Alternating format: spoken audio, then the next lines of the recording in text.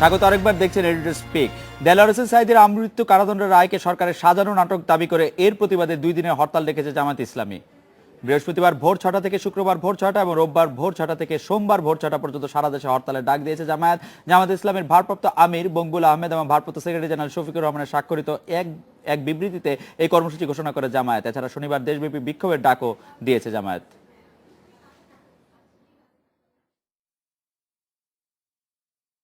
আমাদের সর্বোচ্চ আদালত যে রায় দিয়েছে সেটার প্রতি আমাদের সম্মান দেখাতেই হবে। আমরা ক্ষুব্ধ আমরা হতেই পারি, প্রতিক্রিয়া আমরা জানাতেই পারি, কিন্তু তার মানে এই নয় গাড়ি ঘোড়া বন্ধ করে কিংবা ভাঙচুর করে সে তার বিক্ষুব্ধ প্রতিক্রিয়া জানাবে, সেইটা সঠিক নয়। তাদের প্রতিক্রিয়া জানিয়েছে, আমরা অবশ্যই তাদের প্রতিক্রিয়ারে আমরা মনে করি যে তাদের যথার্থভাবেই জানাচ্ছে, কিন্তু রাস্তা বন্ধ করে যখন নাকি রাস্তার গাড়ি ঘোড়া ভাঙচুর করার জন্য প্রবৃত্ত হয়, তখন তো জনগণের জানমাল রক্ষার জন্য আমাদের যেটা করণীয় সেটা আমাদেরকে করতেই হয়। এখন রাজধানী মগবাজারে জামাত ইসলামের কার্যালয়ের সামনে আছেন আমাদের সহকর্মী মাসুদ কার্জন। তার কাছে জানতে চাইবো যে সাঈদীর রায় ঘোষণা করার পর জামাত ইসলামী তাদের সহযোগী সংগঠন ইসলামী ছাত্র শিবিরের নেতৃত্বে রাজধানী বাড্ডায় ঝটিকা মিছিল বের হয় এবং পুলিশ তাদের ছত্রভঙ্গ করে দিয়েছে। ঢাকার অন্য কোথাও কি এরকম কোনো ঘটনা ঘটেছে বলে আপনার কাছে খবর আছে জানা মাসুদ কার্জন? শুধু রাজধানীর বাড্ডায় নয়, রাজধানীর বাড্ডা, গুলশান, শাহজাদপুর এবং পুরান ঢাকার আলুবাজারে 3টি জায়গায় মিছিল হয়েছে বলে একটু আগে পর্যন্ত আমরা খবর পেয়েছি এবং 3টি জায়গায় আসলে ঝটিকা মিছিল ছিল। তারপরে পুলিশে থেকে মিছিলগুলোকে ছত্রভঙ্গ দেয়, বেশ কয়েকজনকে কিন্তু আটকও করা হয়েছে।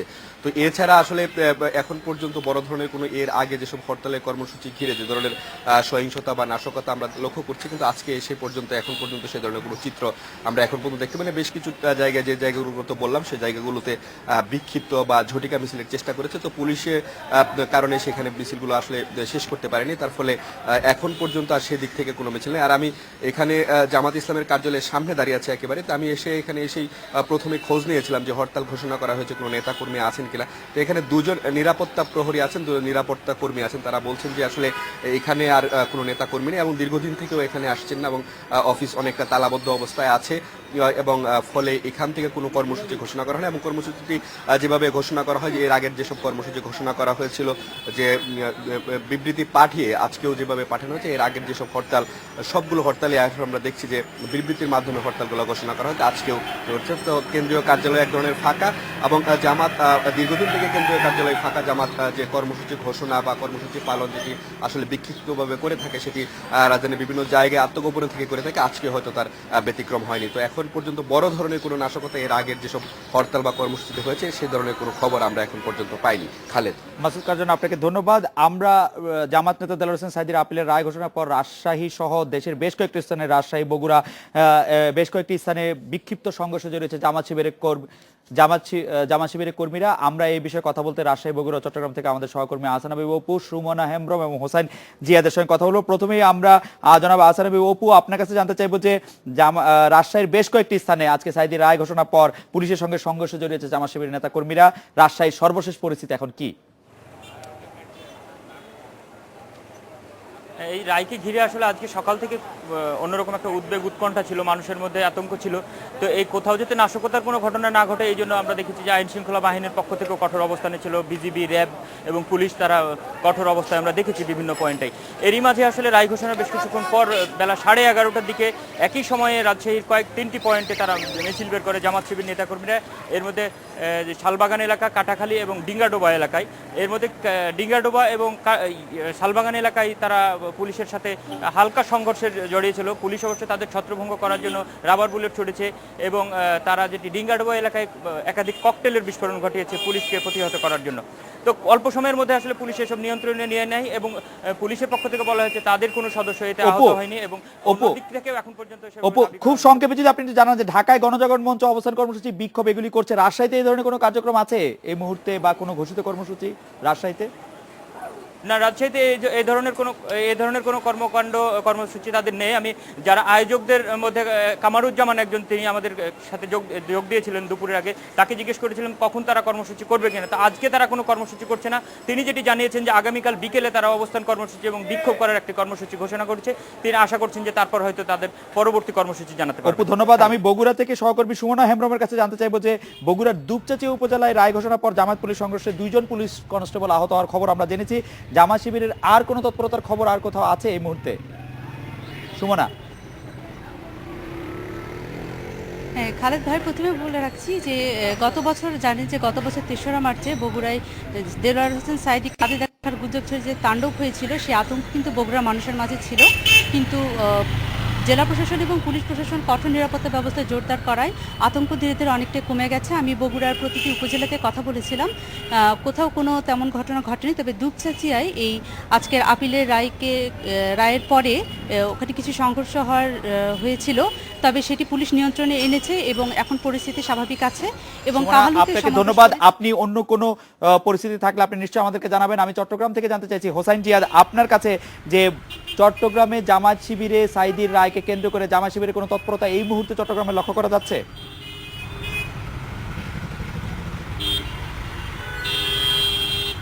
এই মুহূর্তে কোনো তৎপরতা লক্ষ্য করা যায়নি। তবে বিকেলের দিকে নগরীর মুরাদপুর এবং বাকুলিয়া এলাকায় জামায়াত শিবির কর্মীরা মিছিল করার চেষ্টা করে এবং সেখান থেকে বাকুলিয়া থেকে 2 শিবির কর্মীকে আটক করে এবং মুরাদপুরে ধাওয়া দেওয়ার পর তারা কয়েকটা গাড়ি ভাঙচুরের চেষ্টা করে, তবে ধাওয়া দেওয়ার পর তারা পালিয়ে যায়। আজকে সকাল থেকে উদ্বেগ উৎকণ্ঠা নগরবাসীর মধ্যে ছিল। পর্যাপ্ত পুলিশও মোতায়েন ছিল। আইনশৃঙ্খলা বাহিনীর কর্মকর্তারা জানিয়েছেন যে নগরীর অন্তত 30টি পয়েন্টে 2000 পুলিশ মোতায়েনের পাশাপাশি 6 প্লাটুন বিজিবি মোতায়েন ছিল এবং নগরীর বাইরে যেসব উপজেলা জামায়াত অধ্যুষিত, বিশেষ করে ফটিকছড়ি, লোহাগাড়া, সাতকানিয়া, সীতাকুণ্ড, এসব উপজেলায় প্রায় 2000 পুলিশ মোতায়েন করা হয়েছে এবং বাড়তি প্রায় 10 প্লাটুন বিজিবি মোতায়েন করা হয়েছে। হোসেন জিয়াদ, চট্টগ্রামে মিছিল আমৃত্যু কারাদণ্ডের রায় প্রত্যাখ্যান করে হোসাইন জিয়াদ চট্টগ্রামে মানে মিছিল সমাবেশ করেছে, আমৃত্যু কারাদণ্ডের রায় প্রত্যাখ্যান করে চট্টগ্রামের গণজাগরণ মঞ্চ। পুলিশ তাদের বাধা দিয়েছে নাকি সহায়তা করেছে? চট্টগ্রাম গণজাগরণ মঞ্চ যে মিছিল সমাবেশ করছে সেটাতে পুলিশ বাধা দিচ্ছে না সহায়তা করছে?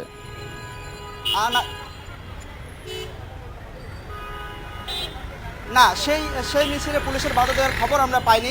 সেটি খুব বড় একটা মিছিল ছিল না, সেটি প্রেস ক্লাবের সামনে আসলে জড়ো হয়ে তারা সেই রায় প্রত্যাখ্যান করে মিছিল সমাবেশ করেছে। হোসেন জিয়াদ, আপনাকে ধন্যবাদ। আমরা কথা বলছিলাম যে বগুড়া, রাজশাহী এবং চট্টগ্রাম থেকে আমাদের প্রতিনিধিদের সঙ্গে। এদিকে সাঈদীর ফাঁসির সাজা বদলে আমৃত্যু কারাদণ্ডের রায় প্রত্যাখ্যান করেছে গণজাগরণ মঞ্চ। রায়ের প্রতিবাদে মঞ্চের কর্মীরা বিক্ষোভ মিছিল করে শাহবাগ মোড়ে অবস্থান নিলে যান চলাচল বন্ধ হয়ে যায়। পরিস্থিতি নিয়ন্ত্রণে পুলিশ জলকামান, ফাঁকাগুলি ও টিয়ারশেল ছুড়ে অবস্থানকারীদের ছত্রভঙ্গ করে দেয়। রায় ঘোষণার পরপরই শাহবাগের প্রজন্ম চত্বরের সমাবেশ থেকে আহ্বান জানান মঞ্চের মুখপাত্র ইমরানের সরকার। একে আতাতের রায় মন্তব্য করে তিনি বলেন, এই রায় জনগণ মানে না। এর প্রতিবাদে মুক্তিযুদ্ধের চেতনায় বিশ্বাসীদের আবারও রাজপথে নেমে আসার আহ্বান জানিয়েছেন ইমরান। সাঈদীর রায়ের প্রতিবাদে বিকেল 4টায় শাহবাগে বিক্ষোভ কর্মসূচি ঘোষণা করেছে গণজাগরণ মঞ্চ।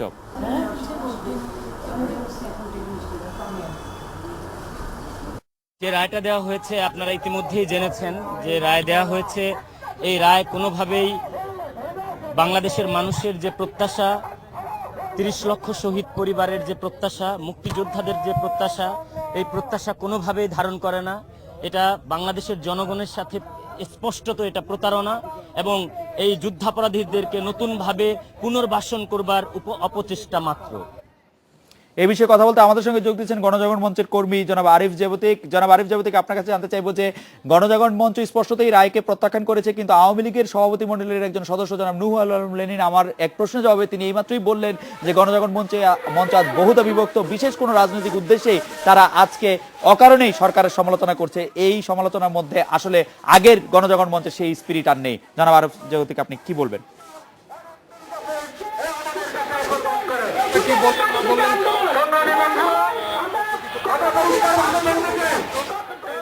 আমাদের প্রজন্ম মুক্তিযুদ্ধের চেতনার উজ্জীবিত প্রজন্ম, যুদ্ধাপরাধীদের সর্বোচ্চ শাস্তি চাই। সেই সর্বোচ্চ শাস্তি চাওয়ার কারণে আমরা আগেও রাজপথে ছিলাম, এখনো আছি। এতে কে খুশি হলেন, কে কষ্ট পেলেন বা কে কি বললেন, এটা ওনাদের নিজেদের রাজনৈতিক বক্তব্য, সেটার সাথে আমাদের কোনো সম্পর্ক নেই। আপনার একটা জনাব আরিফ জাবতিক, আপনারা একটা আতাতের অভিযোগ আনছেন। আপনারা বলছেন যে কোন একটি আতাতের মাধ্যমে, কিন্তু রায়টি দিয়েছে বাংলাদেশের সর্বোচ্চ আদালত। সর্বোচ্চ আদালতের রায়ের ক্ষেত্রে আপনারা আতাতের বিষয়টি কোত্থেকে পেলেন? জনাব আরিফ জাবতিক, এই বিষয়টি যদি একটু বলতেন। আমরা যে রাজনৈতিক অবস্থা দেখতে পাচ্ছি এবং দেশের অন্যান্য সবকিছু মিলিয়ে যে জিনিসটা বুঝতে পারছি সেখানে আমরা সকলেই জানি যে এই রায়টা প্রত্যাশিত ছিল না। যে রায়টি অভিযোগ প্রমাণিত হয়েছে এবং মৃত্যুদণ্ড কনফার্ম ছিল, সেই রায়টি যখন প্রত্যাশা মতো আসলো না, তখন জনমনে বিভিন্ন ধরনের বিভ্রান্তি ছড়াতে পারে, জনমনে বিভিন্ন ধরনের আশঙ্কা তৈরি হতে পারে। এটা খুবই স্বাভাবিক। জনাব আরিফ জাবেতিক, আপনাকে ধন্যবাদ। গণজাগরণ মঞ্চের পক্ষ থেকে আরিফ জাবেতিক জানাচ্ছিলেন আমাদের সেখানকার সর্বশেষ এবং তাদের দাবির সর্বশেষ। এদিকে বিচারক অপসারণ ক্ষমতা সংসদে ফিরিয়ে নিতে ১৬শ সংশোধনে বিল পাশ হতে পারে আজ।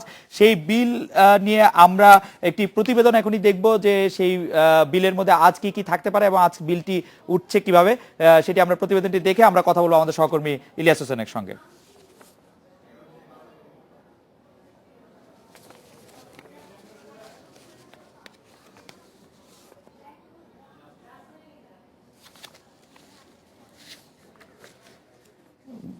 ষোড়শ সংশোধনী যে বিলটি আজকে জাতীয় সংসদে পাশ হওয়ার কথা, সেটি নিয়ে আসলে আলোচনা হচ্ছে বেশ কিছুদিন ধরে। যখন প্রথম মন্ত্রিসভা বিষয়টি অনুমোদন করে তখন থেকেই বিলটি নিয়ে আসলে আলোচনা চলছে, পক্ষে বিপক্ষে নানা ধরনের মন্তব্য আসছে। বেশিরভাগ মানুষই বলছেন যে এর ফলে বিচারকদের অপসারণ ক্ষমতা যদি সংসদ ফিরে পায়, সংসদ ফিরে পাওয়ার পর বিচার বিভাগের যে স্বাধীনতা, সে সম্পূর্ণ থাকবে না। আমরা একটু প্রতিবেদনটি দেখে নিই।